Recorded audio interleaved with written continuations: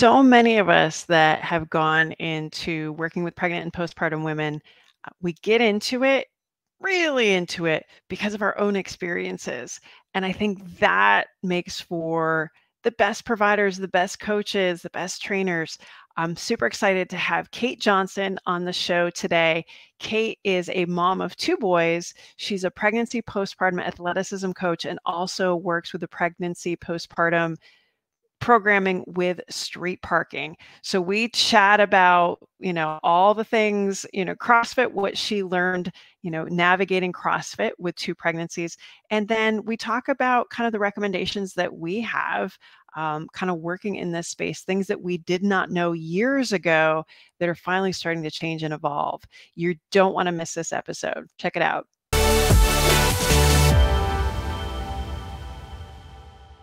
All right, so I'm excited to have on this morning another one of my internet friends that I would rather hang out with than my actual local friends. Sorry, Arlington friends, that just people like Kate are way cooler. I'm sorry. Oh.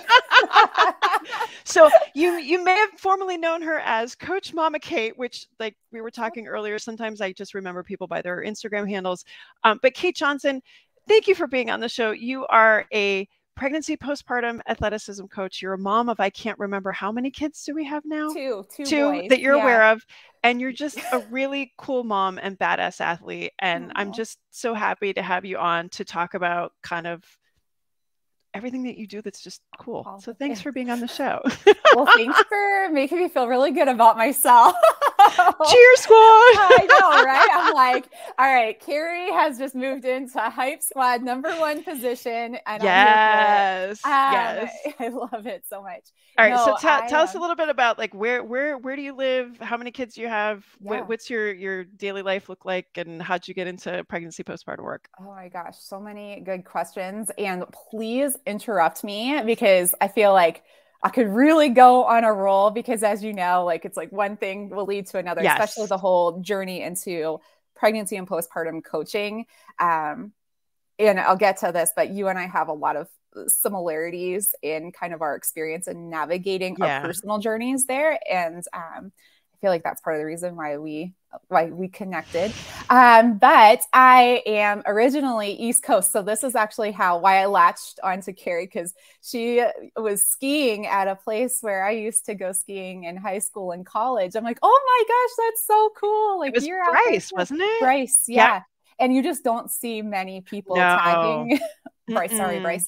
But you just don't. And it's, a great little resort. And, a lot of good times there. So I just thought it was so cool. This amazing, industry leading pelvic floor PT was out there. And I'm like, well, I better say something, all about making connections.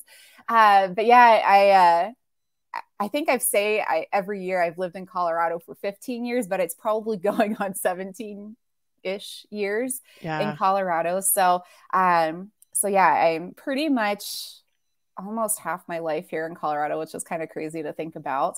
But I've got 2 boys who are 9 and 6. Oh my gosh. They keep me busy. We are in the middle of first year playing club baseball, and we are playing flag football. Both of them are playing flag football, which, new to the coaching world, I am a flag football coach this season.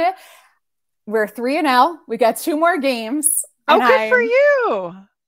I could never do that. I just play chauffeur and snack bringer. That's my job with any of, like, wall sports.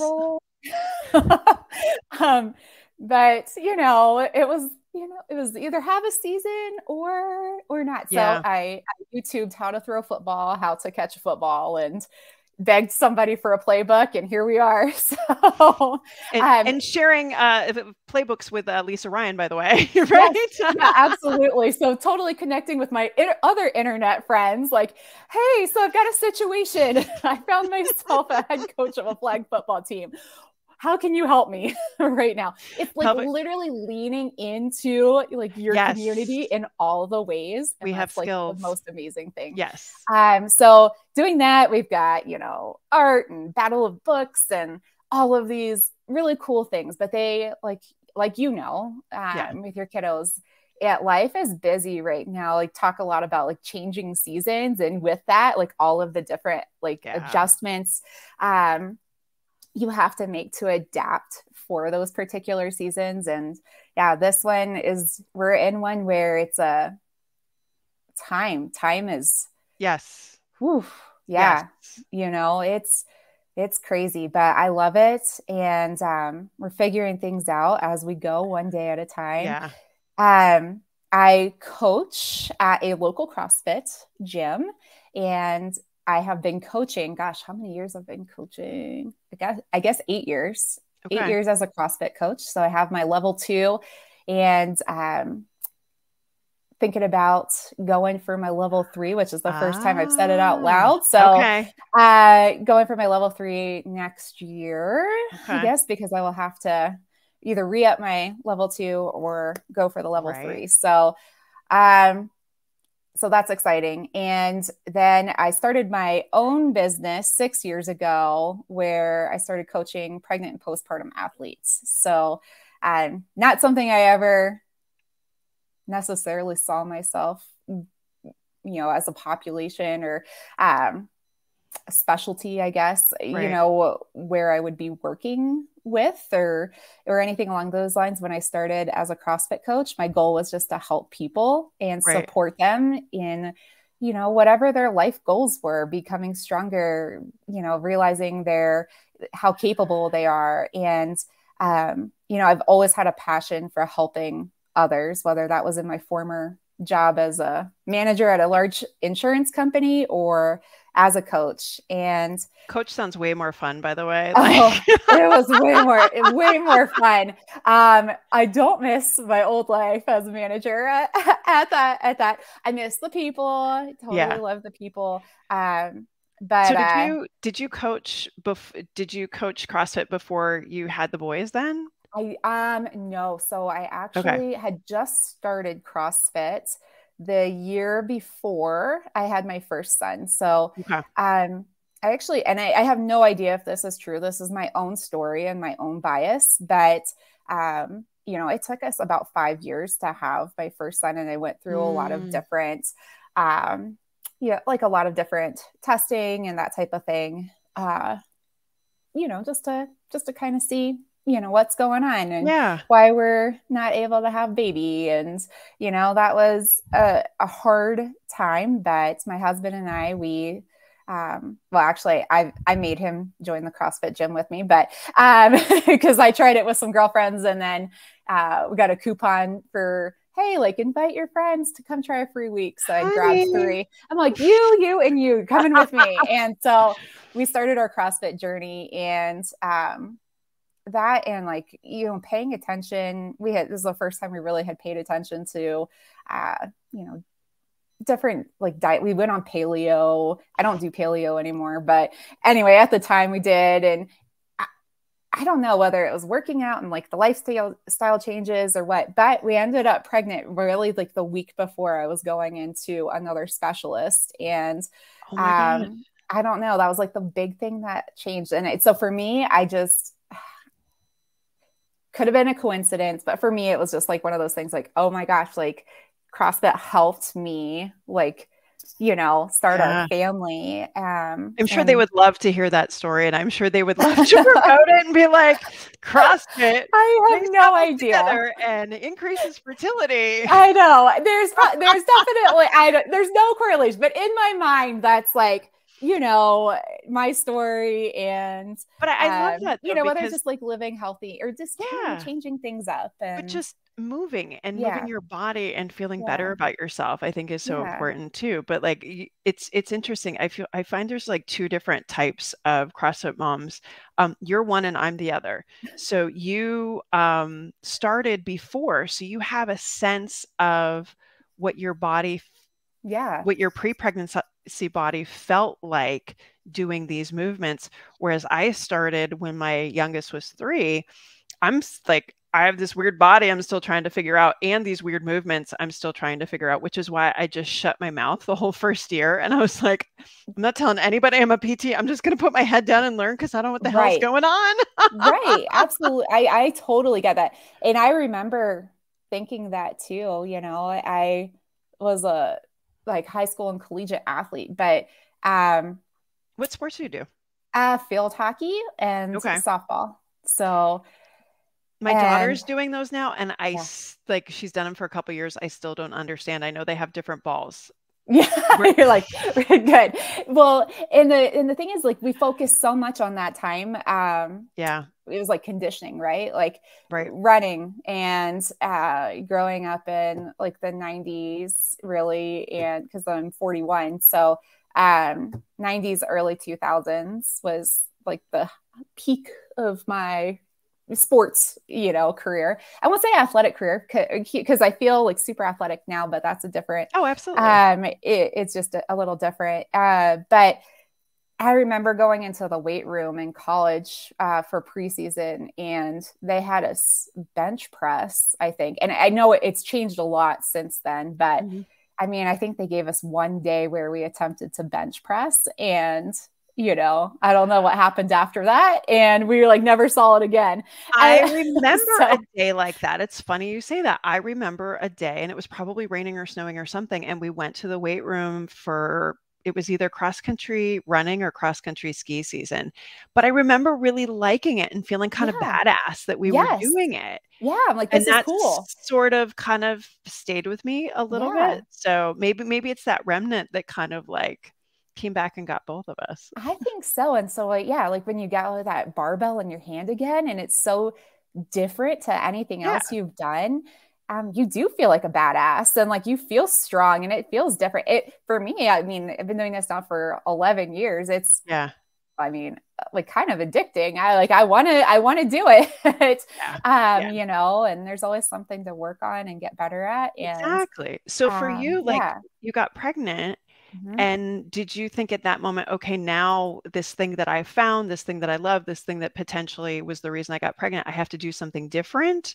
Or were you like, okay, I can just kind of keep plugging away and, you know, tweak some things because my belly's in the way? Like, how did you navigate that? Because 9 years ago, there still wasn't a ton out there. Like there barely anything. There wasn't a lot out there. I was like, well, I'm sticking with it, and I'm going. And you know, there was some other pregnant women at the gym at the same time too, and so we just kind of based off of each other, and like, oh, well, she's gonna go for a run, so I should go for a run, or she's doing this, so I'm gonna do this, and we kind of all just played off of each other.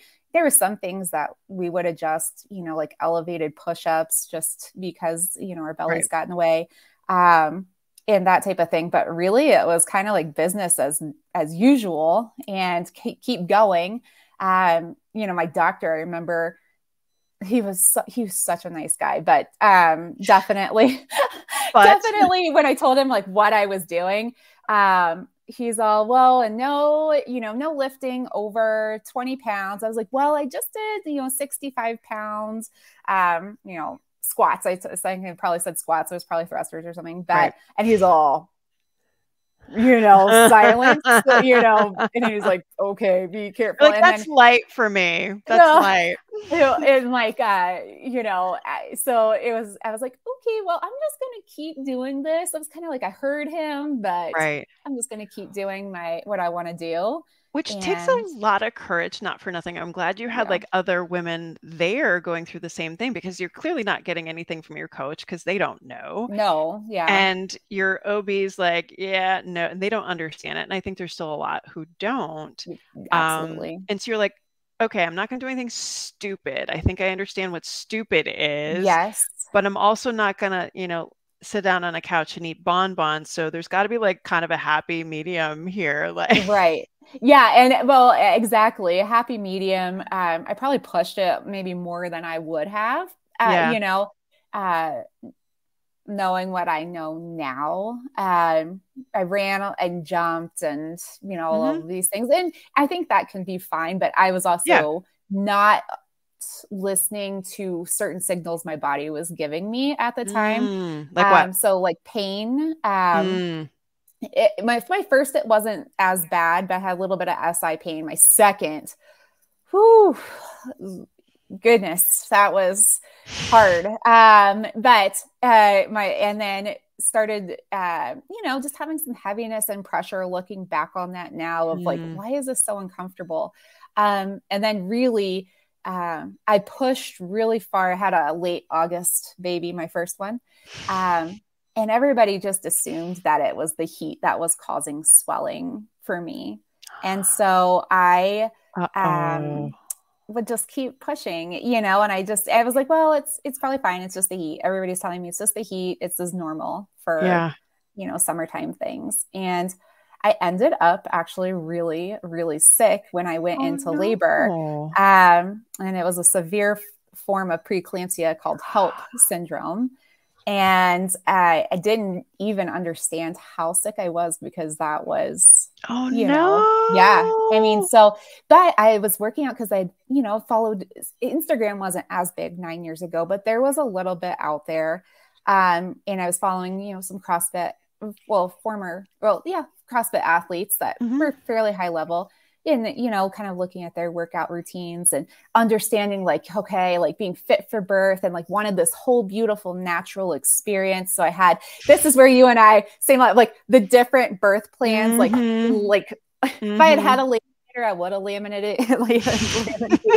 But, the perfect birth plan laid out. Right. And I'm like, didn't even want to listen to the C-section part of the, birth. No. Why would you do that? No. Yeah. I'm like, that's just not going to be me. And, get into the hospital and, start going through labor. And I was a week overdue at that point. And, I'm like, no, I'm good. Like, I don't need anything. And then come to realize just how sick I was and, how painful, obviously, I mean, it is painful, like experiencing the contractions, and I had to break my water and I wouldn't stop bleeding because I was really sick. But everybody kind of found out at the same time. And it went from, hey, just sign this form in case we have to use anesthesia, to me being, okay, I think I'm ready for that epidural now, to then being like, oh, you need to go under anesthesia. So I had to go all the way under for my first. Bless your heart. Yeah, it was like so far off of, and that was like my first real, I don't know, really good emotional, like moment of like, did I fail? Like, did I do something wrong? Did I somehow fail this? And then you feel like, I don't know, you just have all these feelings of you didn't do something right. And there was just more that you could have done. And you missed out on this thing. And you hear about everybody else's like ideal birth experiences. And this is what they've done. Or if you took this or did this, you wouldn't end up with, preeclampsia. And that because it was your fault, right? Yeah. Right. And which couldn't be further from the truth. No. And so you have all those feelings of like inadequacy and stuff. And I don't even remember like almost the first 24 hours of, of that whole having him. And I remember kind of flashes, but I don't, because I was on so many medications and getting blood drawn all the time to check my like iron levels and that type of thing. So we were in the hospital for almost five days, I guess. And thankfully he was good, and we've figured out life together. And 7 weeks later, I was back in the gym and wondering why I couldn't do lunges without falling over. I'm like, what is my body doing here? Well, I'm literally like, the thoughts running through my head are like, okay, so you wake up from general anesthesia and like, how do you make that leap to what you just said is being back in the gym? Right. Like our bodies are. And the thing that like I now know is, especially first time around, and I think you would relate to this, you just feel like you have so much to freaking prove. And I don't know who the hell we have to prove this to, or same thing where, the first thing that we do when a birth doesn't go the way we thought it was supposed to go is, what did we do wrong? Not who failed us, not who didn't educate us or the information we weren't provided. It's what could we have done differently because we made the mistake. Right. And that sat with me probably far longer than my husband ever or anybody ever realized. Oh, yeah. And like, and it's like our kids are older and it still catches us. Like I was just thinking too, like your oldest was born what, August 13, 2000? August 27th. Yeah, August 2013. Yeah. Okay, because my daughter's, she was just a couple weeks after that. She's September 10th. So I'm like, Oh, we were wow. pregnant Yeah, at the we're same right time. Oh my gosh, how funny is that? But she was the one that I literally I had to mourn what happened with her brother Yes. to get to her. And then bless her freaking heart, we scheduled the C-section for September. What is her birthday? No, what is her birthday? Yeah, September 10th. Yes, her birthday's September 10th. Like, what year is it? No, I'm like, no, because like we're wide open on September 11th. I'm like, hell no. Like I moved to DC in 2001. I'm like, we're not doing that. You know, it's not happening. If we have any control, I'm controlling this. Exactly. Like we're doing this. And that was the thing, the control. I go into freaking labor 2 hours before we're supposed to be at the hospital for the C-section.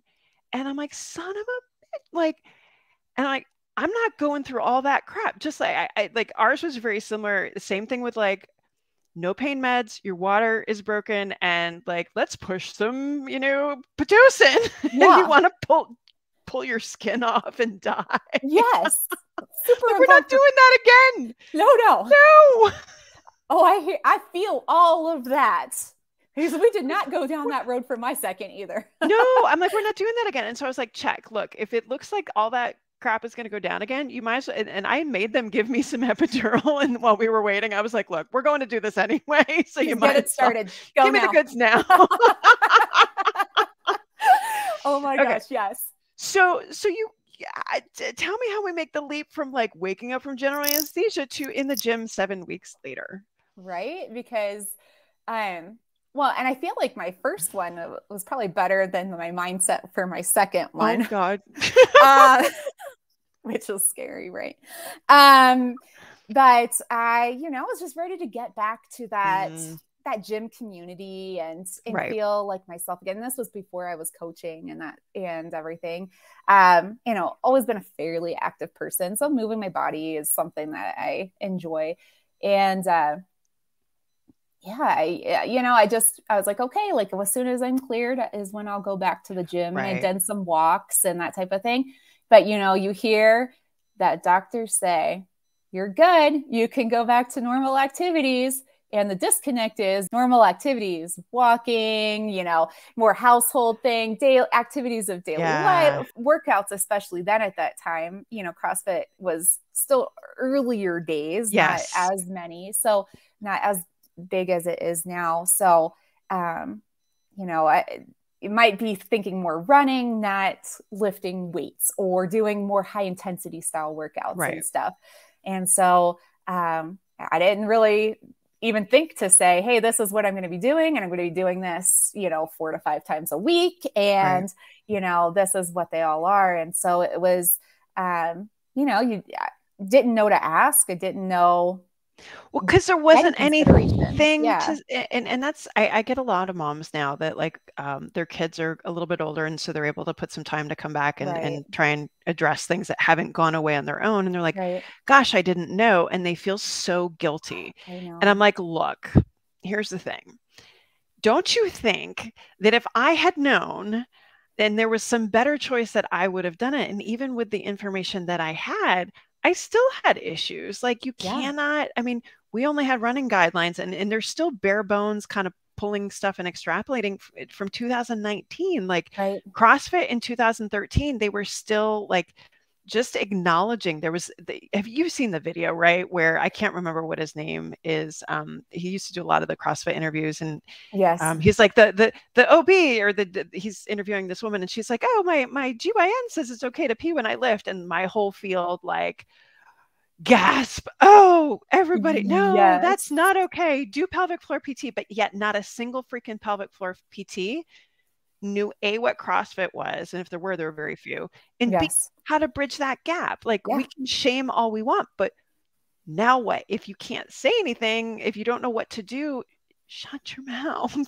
No, absolutely. And that's the thing. Like there just was not the same conversations, I mean, even though there's still, oh my gosh, you know this more probably better than anybody, there's still so much research to be done. Yes. However, we know considerably more than we did 10 years ago. Oh my gosh, they're going to be 10 this year. 10 years ago.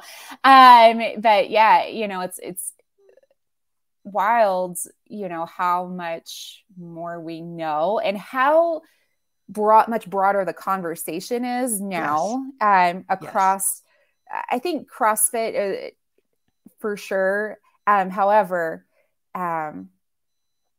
it's still, and, you know, I see conversations about core and pelvic floor health all day long, like in my social media feed. And, you know, that's what I kind of surround my life with. And so when I get to a group of people who I'm like, I've never heard of a pelvic floor PT, or I just thought that was, you know, something that happened after, you know, having a baby, you know, I'm like, oh my gosh. Yeah. Like we still have so much work to do as just far as like getting information and resources out there to our communities.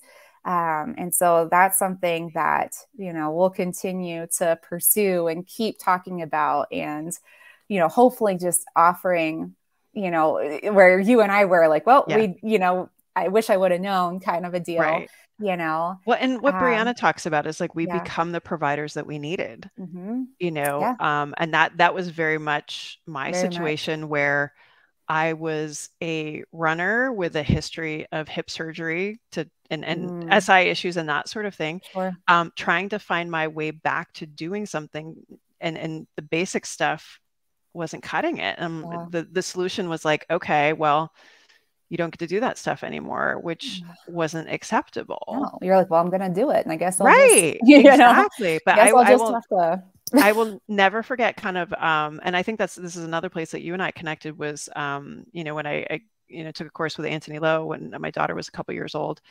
And I remember walking out because I was just starting to see CrossFit athletes. I was like, all right, I should learn about this. And I walked out of the class and I'm like, shit, I need to learn how to do this. Like, there's something to this, to getting strong and adding load. And I think that's where there was a nice cross section too in my field, is there was a lot more research just looking at sport performance and weightlifting and acceptance. Like, we used to make fun of butterfly pull-ups, kipping, anything. Like, if it wasn't strict, it wasn't legit. And it's like, actually, absolutely. You know, there's a lot of like coordination and mobility. I can't actually, do that it. takes a lot of skill and like a lot of strength in its own, capacity. It does.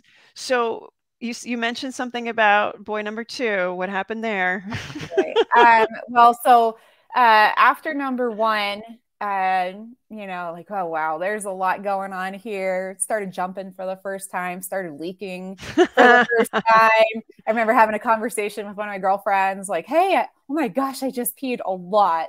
And she's like, oh, well, that's normal. You're a mom now. So, and then she followed up though by saying, well, but you had a C-section, so I don't know why that you're doing right. That. We get shamed. Come on. Oh my gosh, what is wrong with me? And you really are like, there's the scarlet letter on your chest, the big C, like, well, you didn't have the vaginal delivery. You don't get to have pelvic floor issues, even though we carried babies for the same amount of time. And I still was in labor. I still had contractions. Exactly. And, but you know, all of these things. But of course, at the time, I'm not thinking about that. No. You know, I didn't listen to the C-section part of the you know, me neither. I didn't even know I was gonna. I mean, there was a lot I didn't know, Carrie. And so, oh my gosh. And so I was like, okay, cool. Well, I guess I just pack extra underwear and stuff now.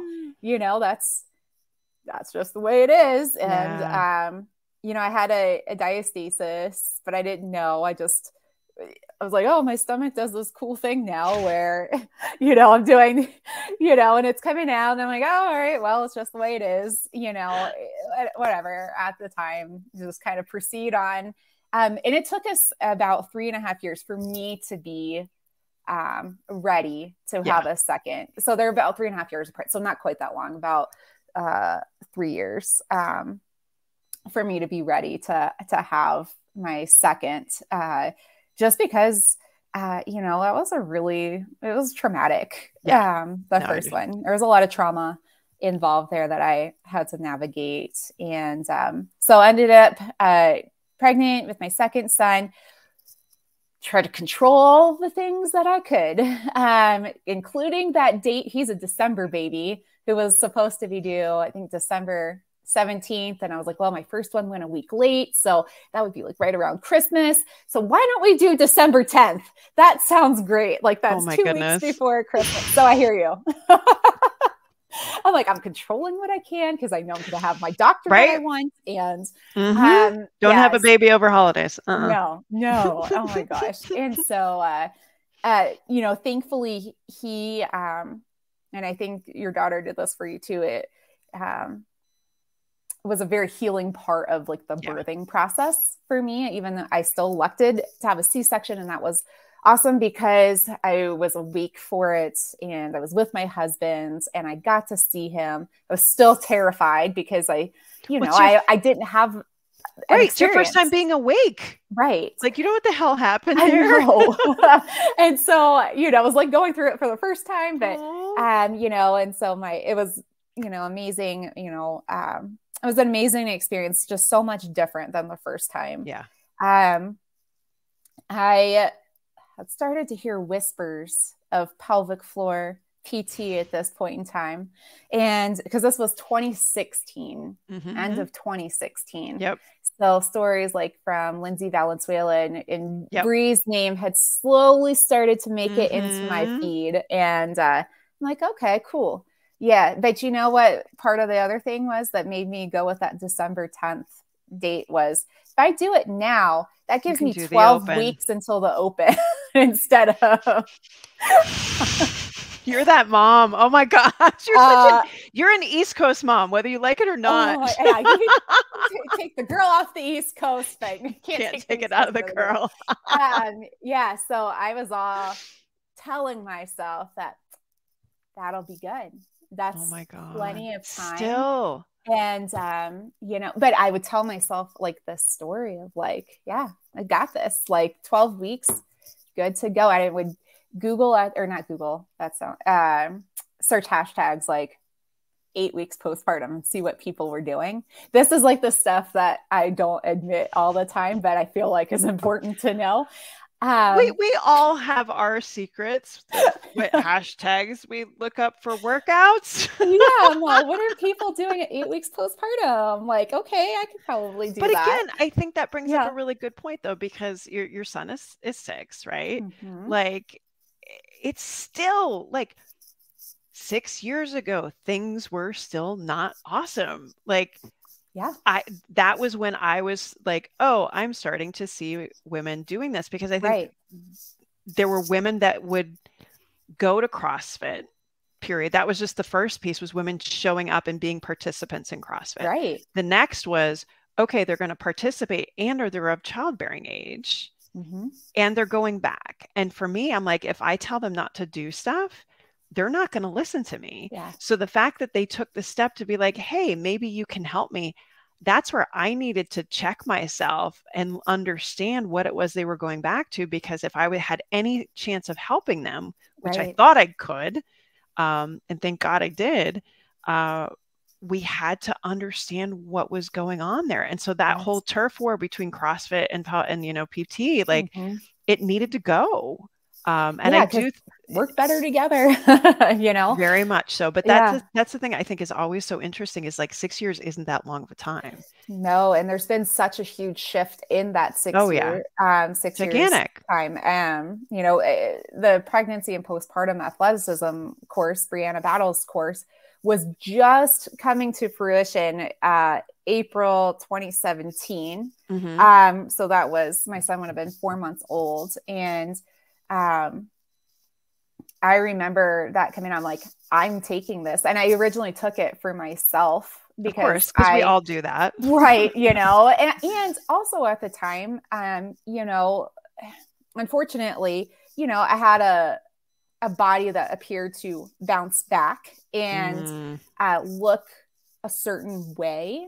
And so I would get referred to, I was still fairly early on in my coach. I'd been a coach for about 1.5 years, maybe. And some of that time, realistically, I was out because of late pregnancy and being pregnant. So I wasn't coaching that often at the time. But but still I'd be in the middle of a workout and the coach would walk up somebody who was pregnant and be like, hey, Kate just had a baby, look at her, ask so now her you're the questions. poster child. Oh my gosh. That's a lot of pressure. It's a lot of pressure. And it's a lot of, well, okay, this person's relying on me to give them. And I am not the poster child because I have incontinence. I have I didn't know at the time, but I was like, I have heaviness, and I had a mild prolapse, just a grade 1 prolapse. Had a diastasis, I'm like, and those things I'm fine with now, but at the time, I was fighting this. I'm like, boom, boom, at the time. And, I'm like, well, gosh, I don't know. I don't know what to tell this person, or like how to listen to their body or what they should do or not do. I don't know. I feel like that's such an important tangential point, though, that the conversation I've had with so many providers, that you had to make a decision because you're almost sitting there with imposter syndrome because you're like, all right, people are looking to me to know things, but you initially look at the stuff that you've gone through as a weakness. You're like, but I have abdominal separation. I have leakage. I have prolapse. Who am I to help you? Right. If I can't fix myself. Right. And I think it's like such a fork in the road of, you either continue to live in that imposter syndrome or you turn around and become the person that you need, which is why you're so damn good at what you do now, because that weakness you've flipped into a strength that you're like, no, girl, I know what that feeling is. And like, when you have that person that they're like, tell me about prolapse. What is that? And I'm like, start to explain it. And if they're like, nah, I'm like, if you don't know what I'm talking about, you don't have it. And like, probably fine. There's a few things that like, I will say these words and you will know exactly what I'm talking about. It feels like a little dangling tampon, or sometimes it kind of peeks out and then comes back. Nah, I'm like, you don't have it. You don't want it. Like, you're good. Like, feels like you're sitting on something hard and you can't get I'm like, off of it. And I got these things, so you did not have to. Right? No, and I think that's so true though. Like, I know what peeing my pants feels like on, like days worth jumping. I understand. I went through this whole stage of fear once I actually found out what a diastasis was. And a lot has changed about diastasis in 6 years as well. But at the time I'm like, oh my goodness, I have been just hurting myself this whole time. It was definitely more on the scale then of like, you shouldn't do these things. You shouldn't, like things to avoid a lot. So I don't think I did a setup for, I don't even know. It was way too long. I'm the same. So, it's funny though, like now it's almost the reverse. I joke around that 98% of Northern Virginia thinks they have an abdominal separation and most of them don't. And but I think it's a gateway drug for pelvic education. It's a gateway drug for postpartum education. It's like, come to me for that. I will be open and tell you can have your sit-ups back and you don't have abdominal separation, but hey, what about pain with sex? What about that leakage issue? What about that little, prolapse feeling that you're having? It's a way to start to have that conversation because people don't know where to begin. And I think having somebody in their gym, like I have yet to go to a gym that that there isn't some, 20 something dude walking around with his shirt off, pretending to know what the hell he's talking about when it comes to like pregnancy, postpartum. I'm like, sorry, dude, you just don't know. But if you have somebody, at least that you're a coach, that you've been a mom or you are a mom, at least we can have a starting point there that you know what I'm talking about. And so that's why it's just such a godsend. I mean, to have people like you that you're like, no, I have taken ownership of this space and I will guide you. So. Absolutely. I'm like, yes, like, let's have the conversation. Yes, I will say the word vagina a million times. Yes. Like, we're going to talk about peeing. We might talk about pooping. We might talk about all of these other things. At first people were kind of like, oh my gosh, like, we're really talking about this. And we are really talking about this. So, and I'm naturally like a more introverted person. So to kind of really like step into this space of like, okay, this is kind of a taboo topic, like, most people aren't talking about these things, or if it's hushed whispers or it's joking. It's 6 years ago, especially. Right. Yes. I'm like, okay, like as Brianna said, like that practice brave, but I took that course and I realized I just had such a responsibility to more than myself of like helping like as many people as I could, whether that was in the gym or my community, which led to starting my business. And then I started with workshops and just trying to have a conversation. I actually reached out to a pelvic floor PT up here in Northern Colorado because I happened to catch a clip of her. And she was part of the ICE team back then. She had said something I really liked about leaking and jump roping and that type of thing. I'm like, yes, like we're on the same page there. So, and I'm like, all right, I just put it out there into a message like, hey, I saw this Facebook clip of you. I would really love to sit down and chat with you. And these are some ideas I'm exploring about starting to host some workshops. And so that whole year, I think she and I probably did maybe 8 to 10 workshops in Colorado together, where we collaborated and had anywhere from like 15 to 25 people. Who is that? Beth Desner. I don't think I know her. And then Gina Yeager was the cool. other. Yeah. That's so cool. But yeah, they were fantastic. And that's such a good point though, is like when I have clients changing, we're pretty transient here in DC. People are from everywhere. And so when I have people moving to different parts of the country, the first thing that they do is find a gym. Right. And so we go from there, like in, trying to find a pelvic floor PT, like, okay, what gyms do you work with? What OBs do you work with? What coaches do you work with? And just when you find those communities, like you said, like, I know who the coaches are that are good coaches, hands down, period. I don't care if it's, for your, whatever movement. Whatever it is. Yeah. Exactly. And I know I can handle the pelvic stuff. So I'm like, I just need to know you're a good coach, because we don't really have a ton of PPNA coaches here.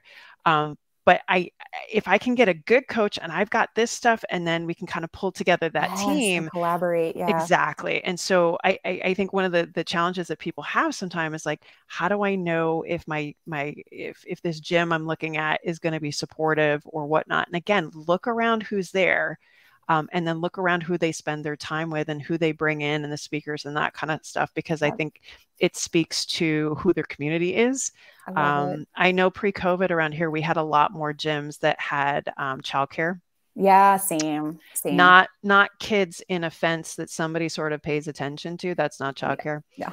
But like you paid extra, somebody, watched them in a room or that. Yeah, exactly. Yeah. And I know there's liability and all kinds of stuff there, but like those were the communities where I'm like, hey, moms are welcome here. There's like an actual effort to support them so that they can focus on what they're doing. Instead of like, okay, well, you guys take turns looking at the kids behind it, like the fence kind of deal, It's hard. It's hard because, you're already multitasking so much as a mom. Like, you call them like the open tabs, right? Like, and you go switch back between tab to tab to tab. You don't want to see how many are open. You're like, I would just like half an hour, like not have that tab open right now. But you've really evolved in your coaching too. You have just come on with Street Parking, kind of overseeing a lot of their kind of pregnancy postpartum stuff. Tell us a little bit about that. Like, I didn't know what Street Parking was until COVID. And everybody's like, hey, they do great programming. It goes into your, you can pick up all that stuff. And then I started to see Carolina kind of was doing the stuff there. And now it's been handed to you. Tell us a little bit about what you're doing with Street Parking. Yeah. So it's really cool. I had known about Street Parking. I actually remember sitting with my second son, the scroll, middle of night feeding. And I saw Miranda and Julian Alcaraz we're starting this thing. I'm like, oh, that's so cool. Like they're starting that cool program, but I was like, I'm going back to CrossFit, but I had, I heard like those early, or saw like that early like building, that they had started with their Street Parking company. And it was been kind of, follow it. I mean, they were two, foundational members in the CrossFit world. Yeah. Like, you know, Helena's a games athlete and Miranda's a games athlete and also a CrossFit trainer. And so, you know, I was like, okay, you know, I'm just going to keep following it. So I had referred people who maybe the gym wasn't the best fit for anymore, because maybe they're in a season like us right now where we're chauffeuring and coaching and all the extracurriculars, and time is just now all of this you sudden you can't make any more time. And you know, their workouts were becoming more inconsistent, but it still meant a lot to them.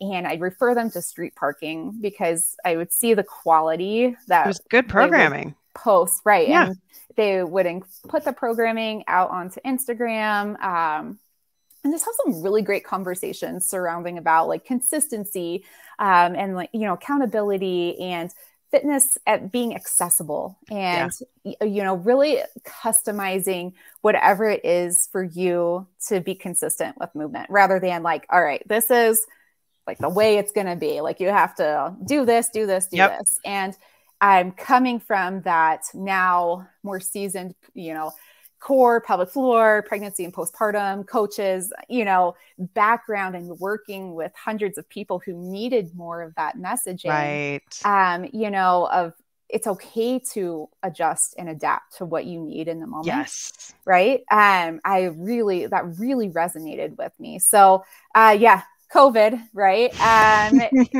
They definitely were in the right place at the right time, with what they had built there. And so they really exploded in popularity, and rightly so. And I just celebrated my 2-year anniversary in December with them. I joined as an athlete because I was a mom who was navigating having to do virtual school, but it would be like, okay, we're going virtual now for the next 3 weeks, you know, and it would be like the day before we'd find that out. And so then you have to readjust everything. See, we were just straight through 1.5 years. So good news. Bad news. And it was much different in DC. It was kind of like, it was kind of sporadic all over the place, which I almost think is worse, you know? And so you couldn't make a plan, and I don't have family like nearby. So the support system was like myself. And my husband works at home. So, I mean, he does help. I shouldn't say like he's not the picture. But you know, the majority of it's on you. You don't, moms are listening. I'm trying to, no disclaimers needed. You love your husband. Wait, the footnote is there. Okay. The footnote is there. Has been noted. For all podcasts moving forward, any spouses we're not throwing them under the bus. In the disclaimer. But and I was like, I need something that's going to work for me right now, because I wasn't able to get to the gym. And, so that's when I started street parking in my garage. And that's awesome. I loved it as an athlete. It filled the gaps and allowed for me to maintain consistency and, you know, just moving my body. And that's what I needed, especially during that time when I think all of us can agree our stress levels were a little bit high. Yeah. And I slowly, once I got into that group, you know, Carolina and I had Instagram, social media, had connected already professionally.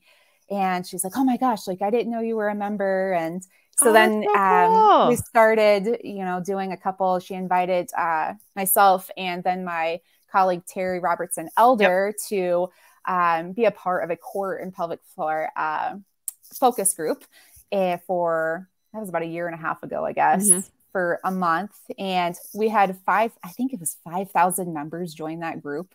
You're kidding. For that focus group. I mean, so clearly there's a need. People were hungry for information. Great. That's great. Which again goes back to show like, it's a lot more common to talk about, and we're starting to get more resources out there, but there's still like a lot of room where we can continue to bring this conversation. Yeah. Well, I mean, I think it just brings such a good point of accessibility. And that's something that, you know, a number of years ago, I forget who brought it to my attention, but like there was a whole mantra for a while of like, everybody needs pelvic floor PT. And I'm like, actually, I don't agree with that, because you know, this person brought up to me, they're like, well, what if somebody can't do it for reasons or accessibility?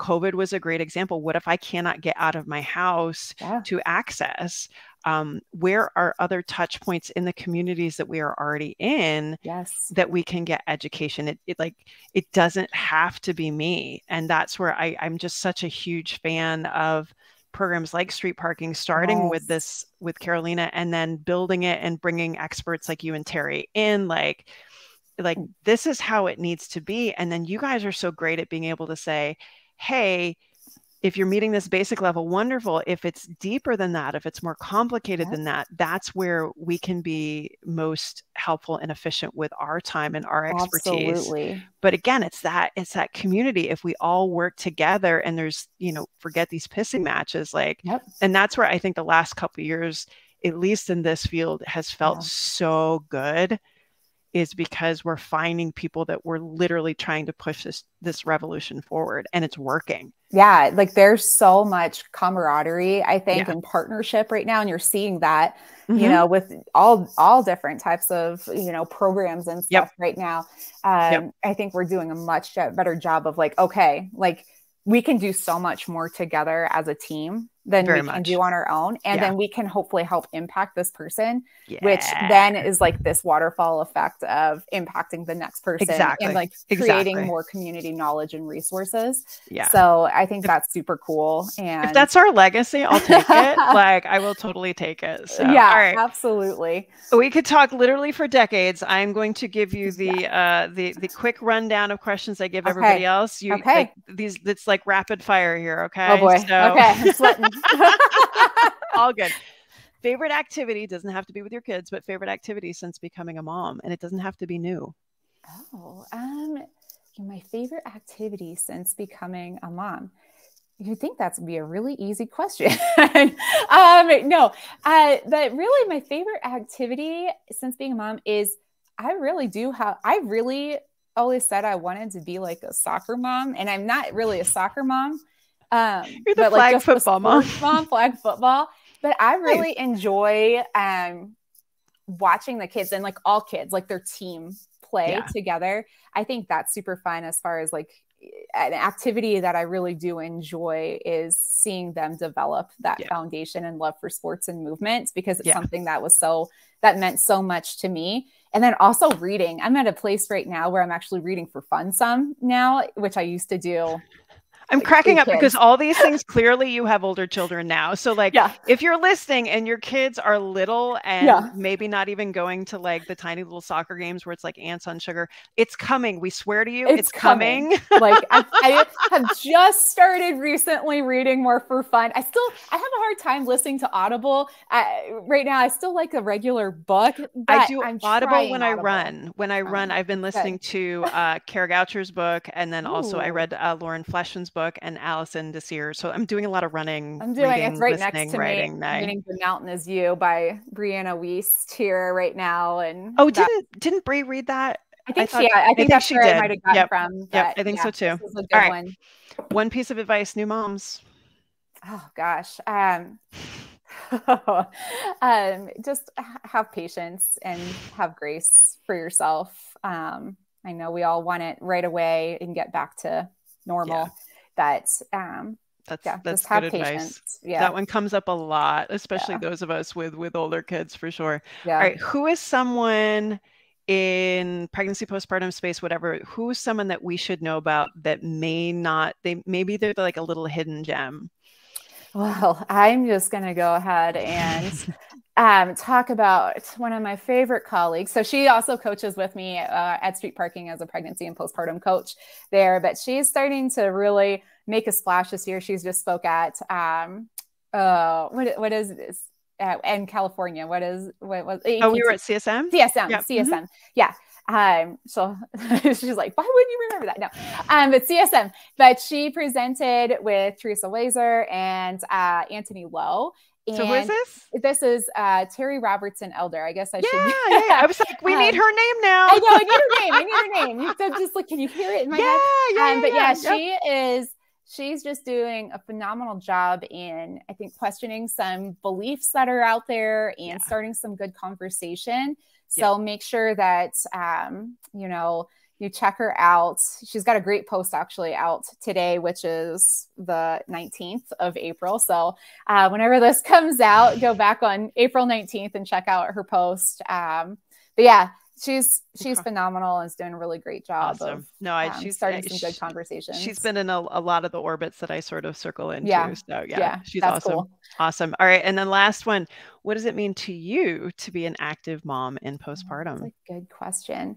For me, being an active mom, I've always had like this athletic or competitive drive somewhat, playing sports my whole life. And then even for a while after my first son, really that drive to compete again. Yeah. However, that really has evolved a lot the last few years. And being an active mom for me, at least in this season, is moving with my kids. So like being in the garage with them and having them do the workout with me, going runs, for runs together, or like being on the football field together and running drills with them. And, seeing, mom can still run fast and challenge them to races or hit a baseball, kind of far and still kind of like, be like, oh, wow, mom is strong. And I want to be strong like my mom. And so when they say things like that, that love that. Means a lot to me. And I hope I can lead by an example of like fitness can be fun and can be an important part of our lifestyle. And it sets up such a good female role model for boys. I'm just putting that one out there too for boy moms. Thank you. Yeah. Like, girls are strong and capable and just as awesome as. And my mom rocks. Well, thank you so much. If you want to learn more about Kate, where she coaches, any pregnancy postpartum coaching that she does, and also about the pregnancy postpartum work with street parking, you can check her out on Instagram at coach_Kate Johnson. Thank you so much. And we'll have to go skiing or do whatever. We'll go to Bryce together. Yes, you're going to crush me. Even though I'm a Colorado girl now, I haven't been skiing since before kids. All right. We will make a play date then. We will make a play date. Thanks so much for being on. Thank you.